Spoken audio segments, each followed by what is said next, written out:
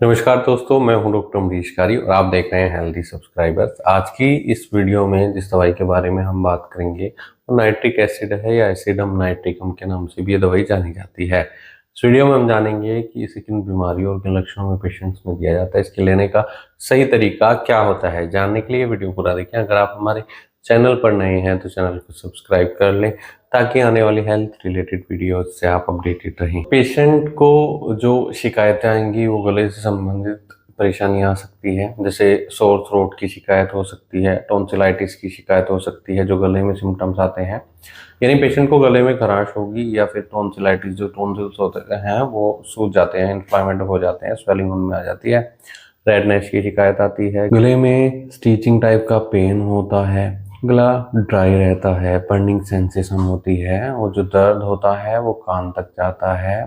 कई बार उनमें अल्सरेशन भी देखने को मिलती है।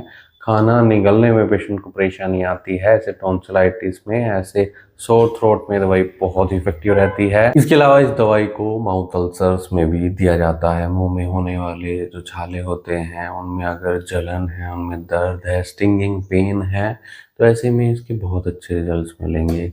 ये जो छाले होते हैं वो पेशेंट को होठों के अंदर हो सकते हैं, जीभ पर हो सकते हैं, गाल के अंदर हो सकते हैं। तो ऐसे में पेशेंट को बहुत ज़्यादा परेशानी का सामना करना पड़ता है जब इनमें दर्द या जलन होती है।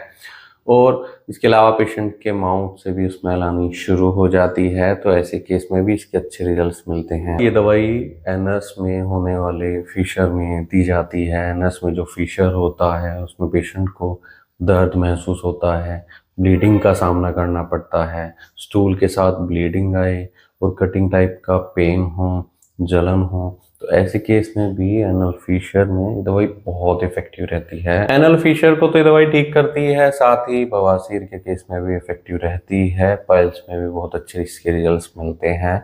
अगर पेशेंट को पेनफुल टू टच की सेंसेशन है, अगर टच किया जाए तो दर्द रहती है और जो वेन्स होती हैं उनमें इन्फ्लामेशन आई हुई होती है, बर्निंग सेंसेशन होती है, जलन होती है, ब्लीडिंग भी साथ में देखने को मिलती है, पेन बहुत ज़्यादा होता है, पेन का जो टाइप होता है वो स्टिचिंग और शार्प होगा, तो ऐसे दर्द में भी ये दवाई राहत देती है। साथ ही कॉन्स्टिपेशन अगर पेशेंट को है, कब्ज की शिकायत है, कब्ज के कारण ये सारी शिकायतें आ रही हैं, कई बार रूट कॉज जो होता है पाइल्स का वो कॉन्स्टिपेशन भी हो सकता है, तो कॉन्स्टिपेशन को भी ये दवाई ठीक करेगी। जो स्टूल पास करते समय पेशेंट को डिफिकल्टी का सामना करना पड़ता है उसमें राहत देगी, और जो दर्द होता है उसमें भी राहत देती है, स्टूल पास करने के बाद भी और स्टूल पास करने के पहले भी जो सेंसेशन होगी या दर्द होगा उसमें बहुत इफेक्टिव ये रिजल्ट्स देती है। स्किन कंप्लेंट्स की बात करें, त्वचा रोगों की बात करें, तो HPV के बाद